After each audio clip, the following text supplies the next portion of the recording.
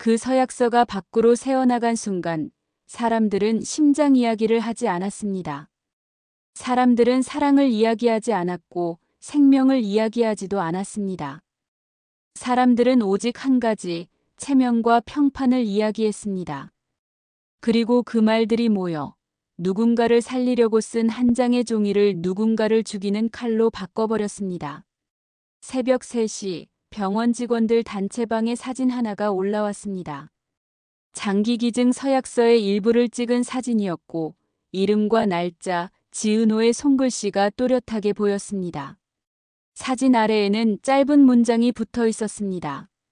환자 쪽에서 여자친구한테 기증 압박했다는 말 도는 중. 단지 그 한 줄이었습니다. 확정도 아니고 증거도 아니고 누구 책임도 명확하지 않은 도는 중이라는 말. 그런데 세상은 그런 말에 가장 빨리 달려듭니다. 특히 나이 들수록 사람들은 사실보다 소문이 가족을 망가뜨리는 걸 더 잘 압니다. 그래서 더 무서워하고 더 빨리 믿고 더 단호하게 손절합니다. 사진은 10분 만에 다른 방으로 옮겨갔고 1시간 만에 병원 밖으로 흘러나갔습니다. 누가 처음 퍼뜨렸는지, 누가 캡처를 했는지, 누가 어떤 의도로 던졌는지 아무도 확인하지 않았습니다. 확인하려고 하지도 않았습니다. 이미 이야기거리가 되었고 사람들은 이야기거리를 놓치고 싶지 않았습니다. 뉴스가 아니라 우리 동네 소문이 되는 순간 그건 사실보다 더 강해집니다. 아침이 되자 그 사진은 지역 커뮤니티에 올라왔습니다. 제목은 더 자극적으로 바뀌었습니다. 심장이식 기다리는 남자, 여자친구가 기증 압박. 댓글은 더 잔인했습니다. 장기 기증은 자발적인 거지, 저건 강요잖아. 남자 붙잡으려고 목숨 팔아먹는 척. 요즘 세상 무섭다. 아무도 지은호가 어떤 사람인지 몰랐고 이지혁이 어떤 상태인지도 몰랐습니다. 하지만 사람들은 알고 싶어 하지 않았습니다. 그저 누군가를 판단하고 손가락질하고 자기 삶의 불안을 잠깐 잊을 상대가 필요했을 뿐이었습니다. 지은호는 오전 출근길에 휴대폰을 켰다가 그 글을 봤습니다. 손끝이 차가워졌고 심장이 내려앉았습니다. 그리고 그 다음은 분노가 아니라 숨막히는 수치심이었습니다. 지은호는 밝고 긍정적인 사람입니다. 사람들 앞에서 웃어주고 책임감 있게 일을 끝내고 누가 늦게 오면 대신 뛰어주고 힘든 사람을 보면 먼저 물을 내주던 사람입니다. 그런 사람이 가장 견디기 힘든 건 악의가 아니라 오해입니다. 악의는 싸우면 되지만 오해는 사람의 숨통을 조용히 조여옵니다. 지은호는 휴대폰 화면을 끄고도 그 문장들이 머릿속에서 계속 떠올랐습니다. 강요, 장기, 미끼, 사기 단어들이 끈적하게 들러붙었습니다. 그런데 지은호가 무너지기도 전에 더 큰 일이 먼저 터졌습니다. 소문은 지은호보다 먼저 이지혁의 집으로 들어갔습니다. 김다정은 아침장을 보러 나갔다가 동네 사람의 말 한마디에 멈춰 섰습니다. 다정씨, 큰아들네 인터넷에 이상한 게 돌더라. 괜찮아? 그 말은 걱정처럼 들리지만 김다정에게는 칼처럼 꽂혔습니다. 김다정은 교사였던 사람입니다. 수많은 아이들의 거짓말을 눈빛으로 알아채던 사람이지만 지금은 세상이 거짓말로 누군가를 찌르는 걸 알아채고도 막을 방법이 없었습니다. 집으로 돌아온 김다정은 장바구니를 내려놓지도 못하고 이상철을 바라봤습니다. 이상철은 이미 그 소문이 들어왔다는 걸 아는 얼굴이었습니다. 숨을 길게 뱉고 아무렇지 않은 척 물을 마시는 척하고 눈을 피했습니다. 김다정은 그런 남편의 얼굴을 보고 바로 알았습니다. 이 집에 무너진 건 소문이 아니라 진실이었습니다. 여보. 김다정의 목소리가 떨렸습니다. 지혁이 어디 아픈 거야?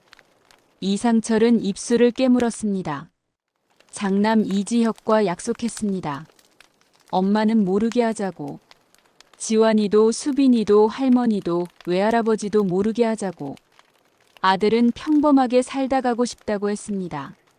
이상철은 그 부탁이 얼마나 처절한지 알아서 고지식한 사람답게 약속을 지키려 했습니다. 그런데 그 약속은 아들의 생명을 지키는 약속이 아니라 가족의 마음을 더 찢는 약속이었습니다. 김다정은 한 번 더 물었습니다. 아니야, 여보. 나한테 숨기지 마. 내가 지혁이 엄마야. 내가 세상 사람한테서 먼저 들으면 그게 엄마야. 이상철은 결국 무너졌습니다. 평생 정직하게 살려고 발버둥친 남자가 가족 앞에서 가장 큰 거짓말을 하고 있었다는 죄책감이 한꺼번에 올라왔습니다. 다정아, 지혁이가 심장이. 그 말이 끝나기도 전에 김다정은 주저앉았습니다. 울음이 나오지도 않았습니다. 소리도 안 나왔습니다. 그저 입을 벌리고 숨을 들이마시는데 공기가 들어오지 않는 것 같았습니다. 아이들을 가르치던 사람은 문제는 설명하면 된다고 믿습니다. 그런데 자식의 병은 설명으로 해결되지 않습니다. 김다정은 바닥을 붙잡고 겨우 목소리를 냈습니다. 그럼 살 수 있어? 이상철은 대답하지 못했습니다. 이식이라는 단어는 희망처럼 들리지만 사실 그 단어는 또 다른 절벽이었습니다. 기다려야 하고 운에 맡겨야 하고 누군가의 끝을 받아야 하는 길. 이상철은 그걸 아내에게 말할 자신이 없었습니다. 가족한테 숨기는 건 남한테 칼 쥐어주는 거다. 그 말이 현실이 되는 데는 오래 걸리지 않았습니다. 김장수는 지역의 이름을 정확히 불렀고 병원이라는 단어를 정확히 꺼냈습니다. 김다정은 그 말에 다시 무너졌습니다. 이 집은 이미 소문으로 찢겼는데 이제는 기억마저 비수가 되어 찌르고 있었습니다. 같은 날 이수빈도 모든 걸 알아버렸습니다. 밝고 애교 많고 계산에 밝아 손해보는 일을 하지 않는 이수빈이지만 큰오빠 이지혁 앞에서는 계산이 무너집니다. 이수빈은 박성재에게 전화를 걸어 울먹였습니다. 오빠, 나 지금 집이 이상해. 엄마가 울고 아빠는 말도 없고 할머니는 나를 보지도 않아. 큰오빠가 진짜. 박성재는 숨을 길게 들이마셨습니다. 박성재는 금수저로 자랐지만 사람 마음이 부서지는 소리를 아는 사람이었습니다. 그는 낮게 말했습니다. 수빈아, 지금 제일 중요한 건 흔들리지 않는 거야. 그리고 누가 판을 짰는지 잡는 거야. 이수빈은 그 말에서 고성희의 그림자를 떠올렸습니다. 박진석과 재혼의 권력을 욕심내는 고성희. 사람을 발판으로 삼는 사람. 이수빈의 목소리가 떨렸습니다. 고성희 그 여자지. 박성재는 대답 대신 확신을 눈빛으로만 남겼습니다. 확신은 말하는 순간 전쟁이 되기 때문입니다. 그 전쟁은 지은호에게 먼저 닥쳤습니다. 카페에 도착한 지은호는 직원들의 표정이 어색하다는 걸 느꼈습니다. 평소처럼 오늘도 힘내자라고 말하려다 입이 잘 떨어지지 않았습니다. 손님들 사이에서도 시선이 달라졌습니다. 지은호는 귓가에 속삭임이 들리는 것 같았습니다. 저 사람이 그 기증 강요한다는 사람. 요즘 세상 무섭다. 지은호는 고개를 숙였습니다. 눈물이 나오지 않는데도 목이 뜨거웠습니다. 그때 카페 문이 열리고 고성희가 들어왔습니다. 고성희는 여전히 아름다운 외모를 유지하고 있었고 우아하게 웃었습니다. 그러나 그 웃음은 친절이 아니라 포식자의 미소였습니다. 고성희는 조용히 자리에 앉고 지은호를 손짓해 불렀습니다. 지은호가 다가가자 고성희는 낮은 목소리로 말했습니다. 지은호 씨, 서약서가 왜 돌아다니는지 알아요? 지은호는 숨을 삼켰습니다. 당신이 퍼뜨렸잖아요. 라고 말하고 싶었지만 증거가 없었습니다. 고성희는 그런 약함을 즐겼습니다. 고성희는 천천히 컵을 돌리며 말을 이었습니다. 사람들이 당신을 뭐라고 하는지 알아요? 남자 하나 잡으려고 목숨까지 팔아먹는다고 해요. 지은호는 이를 악물었습니다. 저 그런 사람 아니에요. 고성희는 웃었습니다. 아니면 뭐예요? 그럼 왜 그런 종이를 들고 병원 복도에 나타났어요? 아버지 앞에서, 친구 앞에서, 울고 있는 사람들 앞에서. 이지혁 씨가 도망갈 틈도 없게 만든 거잖아요. 그 말은 악의적인 해석이었지만 지은호 마음 한구석을 정확히 찔렀습니다. 지은호는 알고 있었습니다. 그날의 말이 사랑의 결심인 동시에 누군가에게는 압박처럼 보일 수도 있다는 걸. 그런데 고성이는 그 틈을 파고들어 지은호를 악인으로 만들었습니다. 이제는요. 고성이가 목소리를 더 낮췄습니다. 지은호 씨가 사라져줘야 해요. 이지혁 씨가 살려면. 지은호는 몸이 굳었습니다. 그리고 그 순간 마치 연출된 것처럼 지은호의 휴대폰이 울렸습니다. 모르는 번호였습니다. 받자마자 남자의 거친 목소리가 쏟아졌습니다. 장기 장사하려고? 너 같은 건 경찰에 넘기면 끝이야. 지은호는 숨이 멈췄습니다. 고성이는 그 반응을 보며 만족스럽게 웃었습니다. 이건 우연이 아니었습니다. 고성이는 이미 사람들을 움직이고 있었습니다. 소문, 익명전화, 협박, 민원, 리뷰. 사람을 죽이기 위해 굳이 칼이 필요 없는 세상에서 고성이는 가장 능숙한 살인자였습니다. 그날 저녁 지은호의 카페에는 위생 신고가 들어왔습니다. 다음 날은 불친절 신고가 들어왔고 그 다음 날은 협박성 리뷰가 폭발했습니다. 지은호는 카페 매니저이자 인테리어 디자이너로 살아온 삶의 기반이 흔들렸습니다. 일이 무너지는 건 돈이 무너지는 게 아니라 내가 사회에서 설 자리가 무너지는 감각입니다. 우리들이 가장 두려워하는 것도 결국 그겁니다. 사람답게 살 자리가 사라지는 것. 그리고 그 파장은 이지혁에게도 향했습니다. 회사에서는 조용히 소문이 돌기 시작했습니다. 이 팀장, 여자 문제로 시끄럽다더라. 장기 기증 강요라니 드라마도 아니고. 이지혁은 평생 일을 잘해서 인정받던 사람입니다. 일을 잘하는 건 실력이라기보다 그 사람의 자존심입니다. 이지혁에게 그 자존심마저 더럽혀지는 건 병보다 더 잔인했습니다. 그런 이지혁이 지은호를 찾아왔습니다. 지은호는 집으로 돌아와 불을 켜지도 못한 채 소파에 앉아 있었습니다. 휴대폰을 껐지만 여전히 귓가에는 사람들의 말이 남아 있었습니다. 그때 초인종이 울렸습니다. 문을 열자 이지혁이 서 있었습니다. 얼굴이 더 하얘졌고 눈밑이 깊게 꺼졌습니다. 그런데 더 무서운 건 이지혁의 눈빛에 분노가 담겨 있었다는 사실이었습니다. 이지혁은 감정을 드러내지 않는 사람입니다. 그런데 지금은 감정을 숨기면 지은호를 잃을 것 같았습니다. 은호야, 내 말 들어. 지은호는 울먹이며 고개를 흔들었습니다. 선배 내가 괜한 짓 했죠? 내가 선배한테 짐댔죠? 그 말을 들은 이지혁의 손이 떨렸습니다. 괜한 짓 아니야. 이지혁은 숨을 크게 들이마셨습니다. 괜한 짓이 아니라 누가 너를 이렇게 만든 거야. 지은호가 휴대폰을 보여줬습니다. 단톡방 캡처, 커뮤니티 글, 협박 전화 기록. 이지혁은 이를 악물었습니다. 고성이. 그 이름을 뱉는 순간 이지혁의 심장이 크게 요동쳤습니다.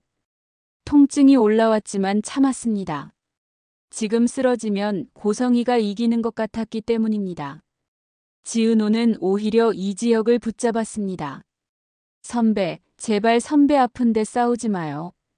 이지혁은 고개를 저었습니다. 나는 아픈 게 문제가 아니야. 나는 너를 누가 망가뜨리는 게 문제야. 그 말은 사랑의 고백이자 전쟁의 선포였습니다. 이지혁은 박성재를 불렀습니다. 박성재는 단숨에 상황을 파악했습니다. 그리고 조용히 말했습니다. 지혁아, 감정으로는 못 이겨. 증거로 이겨야 해. 고성이는 사람 마음을 건드려서 이기는 사람이야. 우리는 기록으로 이겨야 해. 그때 예상 밖의 사람이 열쇠를 쥐고 있었습니다. 이지환. 이지환은 이지혁의 남동생이며 박영나의 운전기사 겸 보디가드입니다. 체육학과를 졸업한 멋진 피지컬을 가졌지만 3년 사귄 여자친구에게 배신당해 삶의 의욕이 떨어진 상태였습니다. 그런데 형이 아프다는 소문이 퍼지고 집안이 흔들리는 걸 보자 이지환의 눈빛이 바뀌었습니다. 사랑에 배신당한 사람은 다시 믿는 게 어렵지만 가족이 무너지면 그 사람도 다시 일어납니다. 이지환은 낮게 말했습니다. 형 고성에 병원 쪽 사람이랑 통화하는 거 봤어. 사진 잘 퍼졌냐 그런 말 들었어. 이지혁은 그 순간 숨이 멎는 듯 했습니다. 고성이가 정말로 서약서를 퍼뜨렸다는 확신이 들었기 때문입니다. 하지만 확신은 법이 아닙니다. 박성재는 고개를 끄덕였습니다. 좋아. 그럼 고성의 주변 사람부터 잡자. 돈이 어디로 갔는지 누구랑 연결되는지 결국 그게 길이야. 박성재는 본부장입니다. 회사 내부 문서, 거래 흐름, 사람의 연결고리를 보는 법을 압니다. 그는 병원 재단과 연결된 후원금 흐름을 파고들었습니다. 홍보비 컨설팅 자문 같은 이름으로 빠져나간 돈은 늘 어떤 목적을 숨깁니다. 박성재는 조용히 숫자를 맞춰보기 시작했습니다. 그러는 동안 고성이는 더 대담해졌습니다. 고성이는 박진석의 집에서 박진석을 흔들며 말했습니다. 여보, 요즘 당신 회사 이미지도 중요해요. 저런 소문 우리 집안에 붙으면 큰일 나요. 박진석은 체면을 중시합니다. 호탕해도 체면이 흔들리면 마음이 흔들립니다. 고성이는 그 약점을 이용해 박진석을 자기 편으로 묶었습니다. 그리고 고성이는 이지혁에게 승리 선언을 했습니다.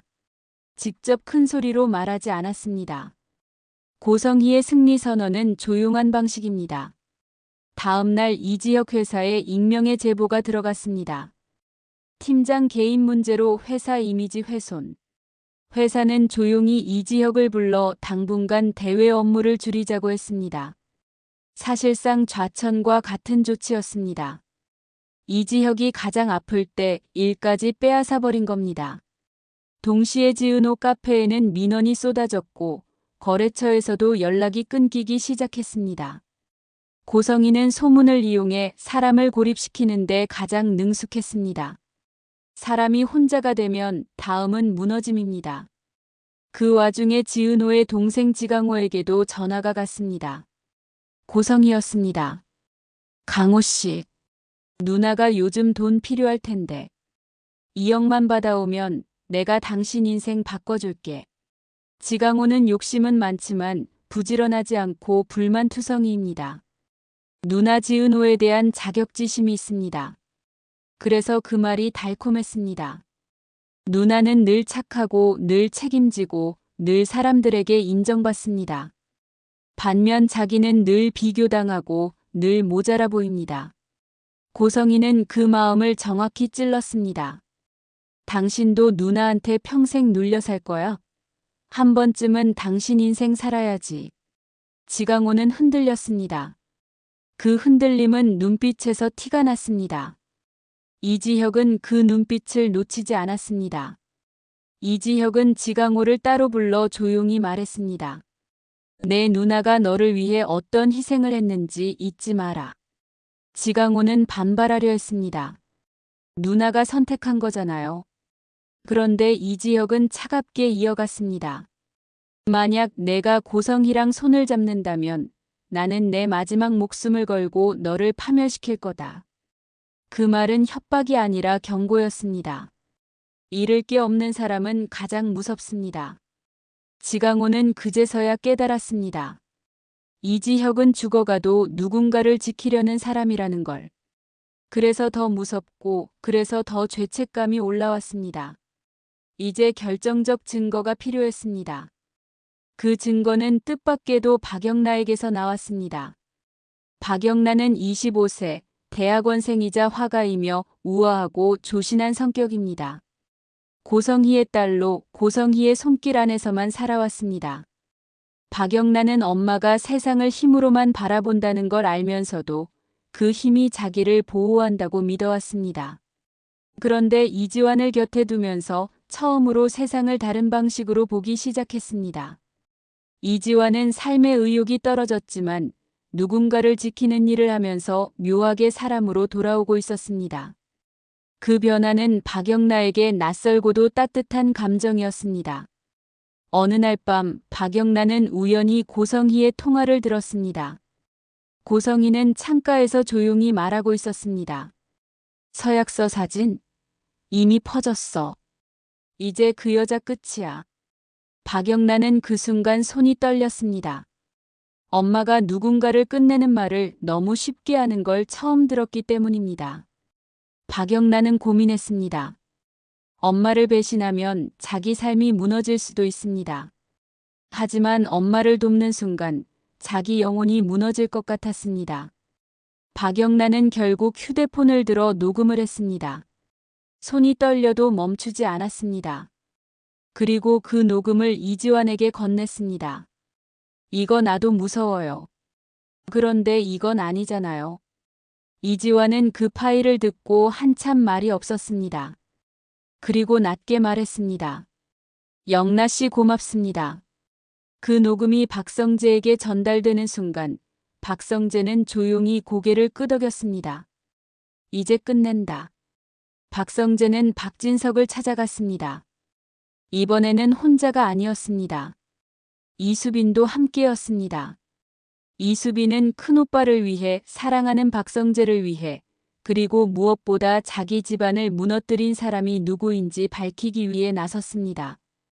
이수빈은 계산적이지만 이런 순간에는 계산이 아니라 감정이 사람을 움직입니다. 거실에서 박성재는 녹음을 틀었습니다. 고성의 목소리가 방안을 갈랐습니다.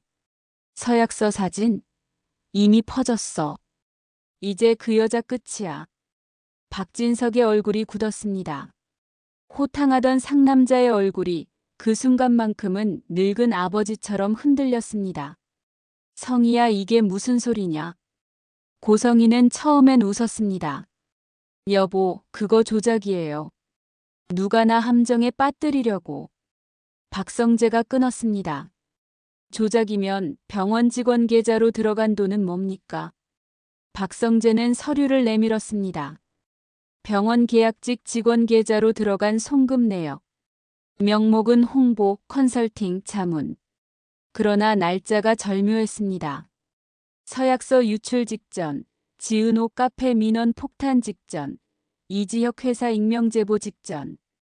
돈의 흐름은 거짓말을 하지 않습니다. 박진석의 손이 떨렸습니다. 성혜, 너 이게 사실이야? 고성희의 표정이 변했습니다. 고성희는 위기 때 더 독해집니다. 그녀는 갑자기 큰 소리로 외쳤습니다. 그래, 내가 했어. 그 말이 나오자 방 안 공기가 얼어붙었습니다. 고성희는 웃으며 말했습니다. 그럼 어쩔 건데? 당신들 누구도 나 못 끊어. 박진석, 당신 회사에 내가 얼마나 깊이 들어가 있는지 알잖아. 그 순간 박진석이 처음으로 고성희를 똑바로 봤습니다. 그리고 그 눈빛은 남편의 눈빛이 아니라 대표의 눈빛이었습니다. 너 내 회사까지 손댔냐? 고성희는 비웃었습니다. 손댄 게 아니라 내가 키운 거지. 당신이 바쁘다고 모르는 사이에. 이 대목에서 시니어들이 바라는 장면이 나옵니다. 늦었지만 아버지가 바로 서는 순간. 박진석은 호탕한 사람이니 결단도 큽니다. 그는 전화기를 들었습니다. 법무팀 불러. 그리고 경찰에도 연락해. 고성희의 웃음이 멈췄습니다. 그녀는 처음으로 흔들렸습니다. 당신 나 버리겠다고?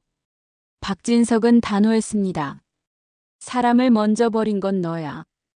우리 집안을 살리려면 너부터 끊어야 한다. 고성희는 마지막까지 발악했습니다.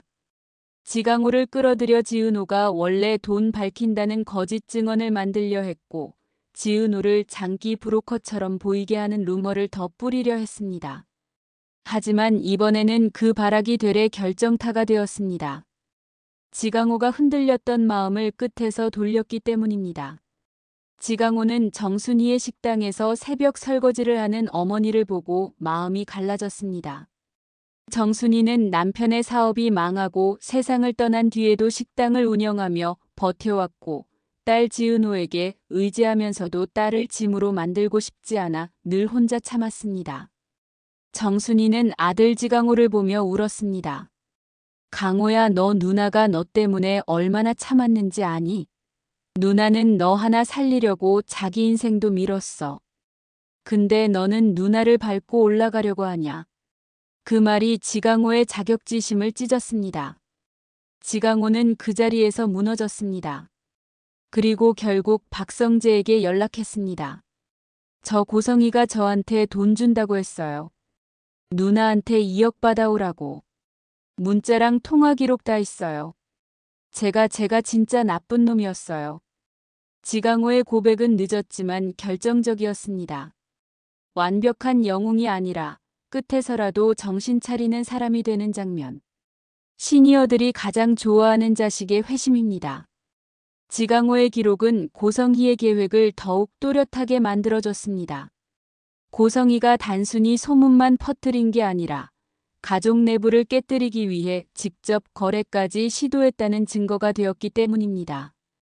경찰 조사가 시작됐고 병원 직원이 조사받았고 송금 내역과 통화 녹음, 협박 전화의 발신 추적이 이어졌습니다.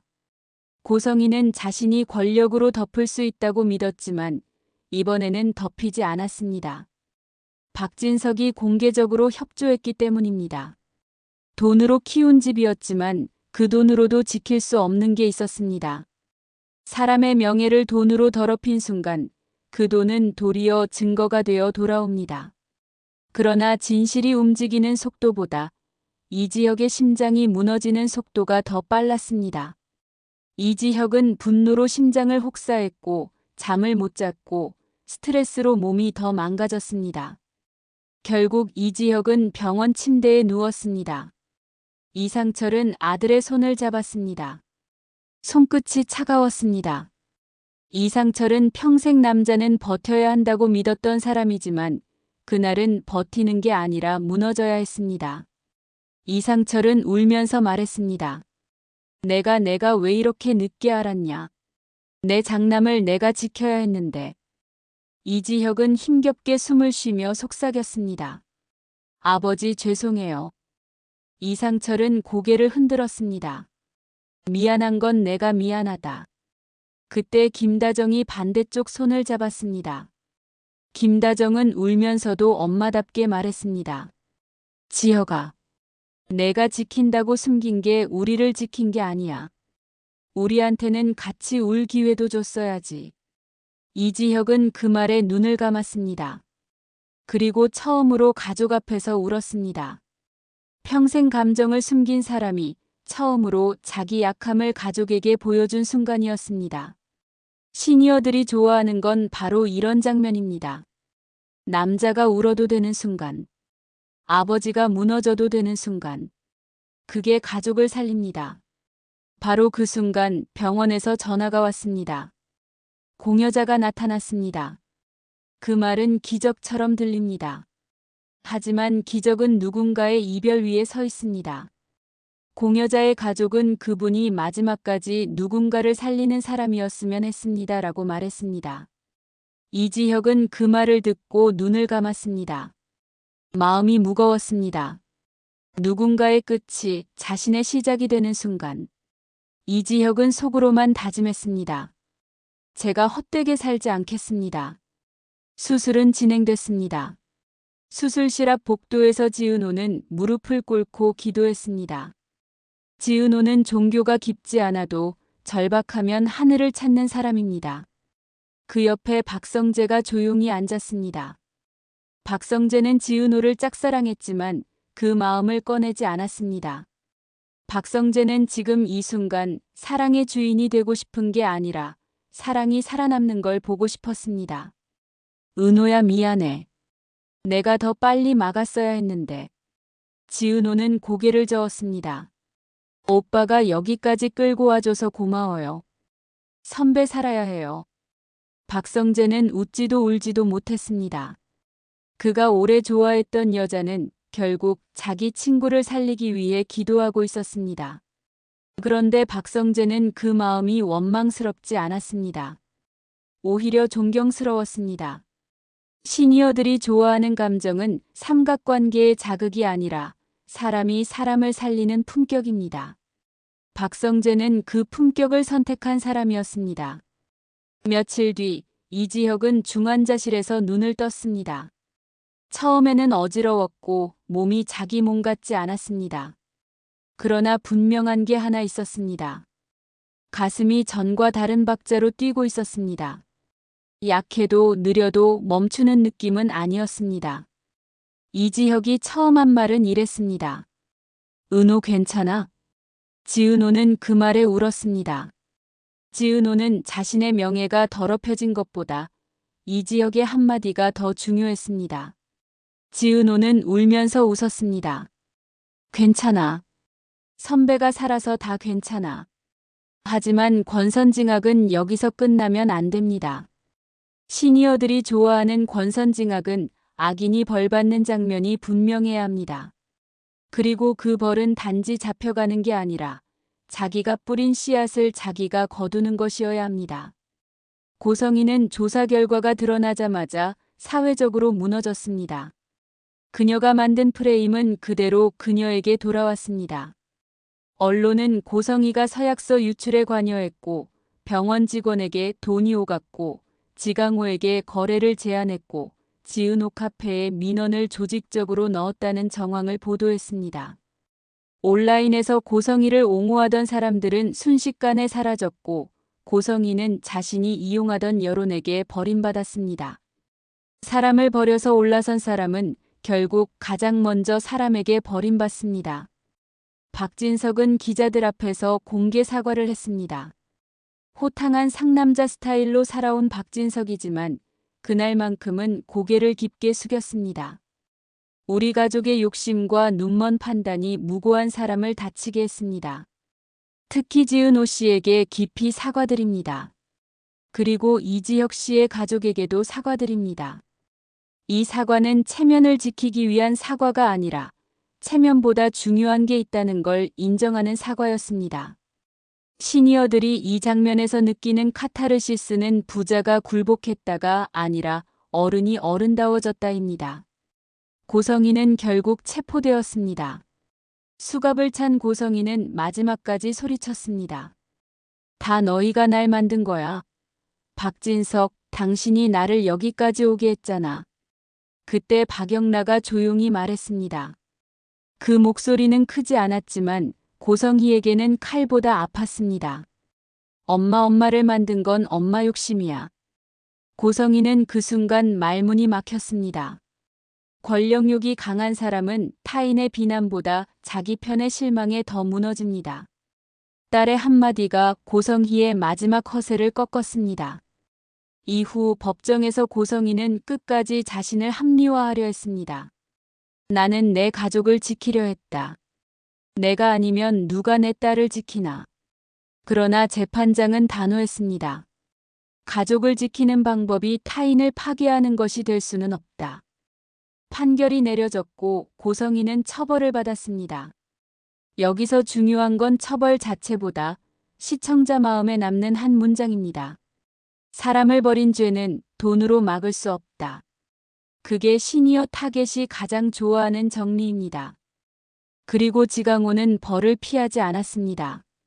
지강호는 누나 지은호 앞에서 무릎을 꿇었습니다. 누나 나 때문에 미안해.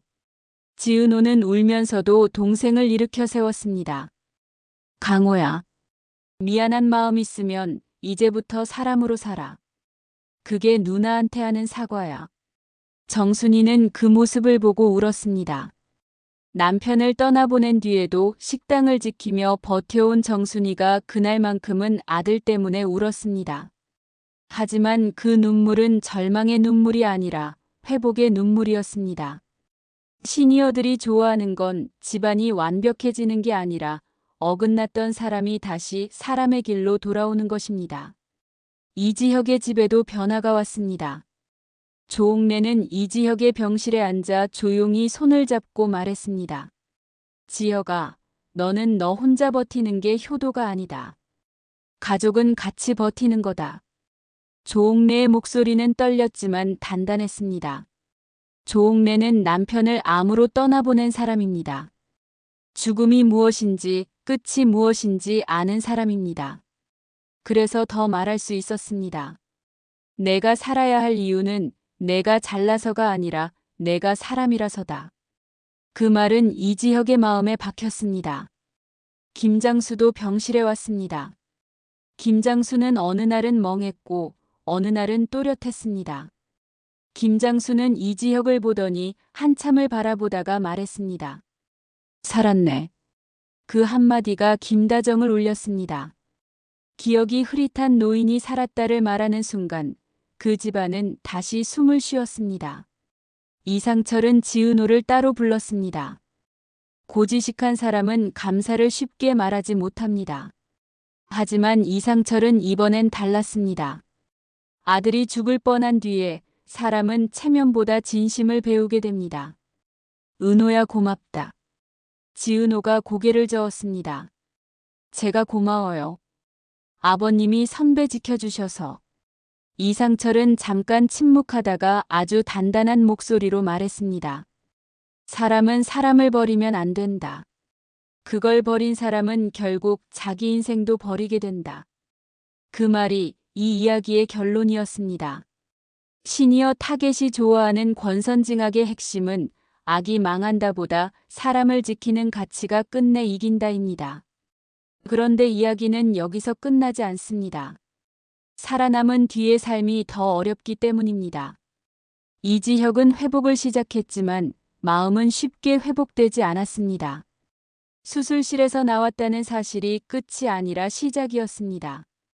이제는 약을 먹어야 하고 생활을 조심해야 하고 무엇보다 누군가의 죽음을 등에 지고 살아야 합니다. 이지혁은 어느 날 밤 병실 창가에서 혼자 앉아 울었습니다. 소리 없이 울었습니다. 그때 지은호가 들어왔습니다. 지은호는 조용히 다가가 앉았습니다. 그리고 아무 말 없이 이지혁의 손을 잡았습니다. 이지혁은 한참을 침묵하다가 말했습니다. 은호야, 나 너를 밀어낸 게 너를 지키려고 한 거였는데 결국 너를 더 다치게 했어. 지은호는 고개를 저었습니다. 선배, 다친 건 내가 아니라 선배가 혼자였던 거예요. 그 말이 이지혁을 무너뜨렸습니다. 그는 가족을 위해 숨겼고 지은호를 위해 밀어냈고 모두를 지키려고 혼자가 되었지만 그 혼자됨이 결국 모두를 더 아프게 했습니다. 이지혁은 지은호를 바라보며 천천히 말했습니다. 나 이제는 도망가지 않을게. 지은호는 울면서 웃었습니다. 선배, 이제는 같이 살아가요. 그 순간은 달콤한 해피엔딩이 아니라 살아가는 약속이었습니다. 시니어들이 좋아하는 사랑은 이 약속입니다. 연애의 설렘보다 함께 버티겠다는 다짐. 그 다짐이 삶을 살립니다. 박성재와 이수빈도 새로운 길 앞에 섰습니다.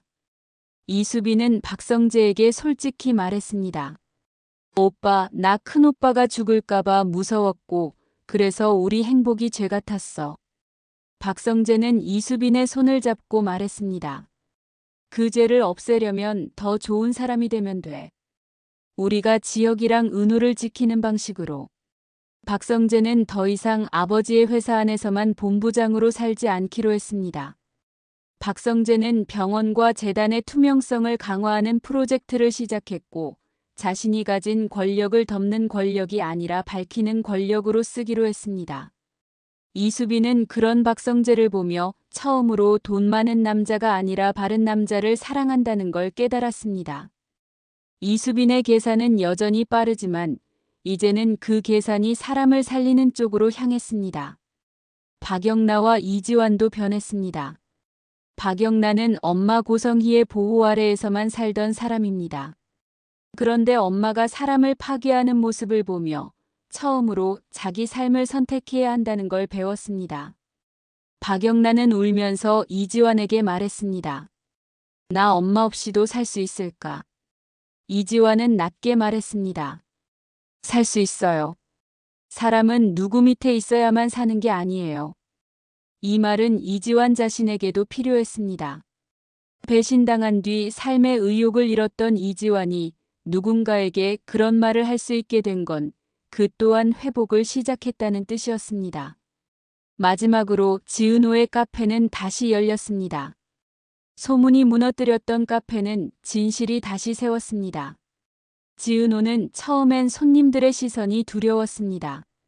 하지만 박진석의 공개 사과와 조사 결과가 나오고 고성희의 조작이 드러나자 사람들은 조용히 고개를 숙였습니다. 그중 몇몇은 카페에 와서 말했습니다. 미안해요. 내가 말을 함부로 했어요. 지은호는 웃으며 답했습니다. 괜찮아요. 사람은 실수해요. 다만 사람을 버리지만 않으면 돼요.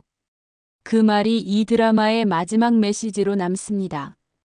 악은 벌을 받았습니다. 그러나 그 벌은 단지 잡혀가는 것으로 끝나지 않았습니다. 악은 자기가 이용하던 것에 의해 무너졌습니다. 고성희가 이용하던 여론, 체면, 소문, 권력은 결국 고성의 자신을 찔렀습니다. 그리고서는 승리했습니다. 그러나 그 승리는 단지 행복해지는 것으로 끝나지 않았습니다. 선은 버티는 것으로 승리했습니다. 함께 울고 함께 책임지고 끝에서라도 사람의 길로 돌아오는 것으로 승리했습니다. 이상철은 병원 복도를 걸으며 혼잣말처럼 중얼거렸습니다. 내가 평생 산처럼 버틴 건 돈도 아니고 체면도 아니었구나. 결국 사람을 지키는 마음이었구나. 그리고 그 순간 이상철은 비로소 다시 아버지가 되었습니다. 고지식한 남자가 처음으로 배운 진짜 어른의 길이었습니다. 지은호가 묻습니다. 아버님, 선배가 살아났으니 이제 다 끝난 건가요? 이상철은 고개를 저었습니다. 끝이 아니다. 이제부터 시작이다. 살아남은 사람은 더 바르게 살아야 한다. 그 말로 이 특별판의 문이 닫힙니다. 누가 먼저 사람을 버릴 것인가? 그 질문의 답은 분명했습니다. 사람을 먼저 버린 고성희는 결국 모든 것을 잃었습니다. 그리고 사람을 붙잡은 이지혁과 지은호, 이상철과 김다정, 조옥래와 김장수, 박성재와 이수빈, 박영나와 이지화는 상처를 안고도 다시 살아갈 길을 얻었습니다. 그 길은 화려하지 않습니다. 하지만 우리들이 가장 믿고 싶은 길입니다. 사람을 지키는 집은 끝내 무너지지 않는다는 것.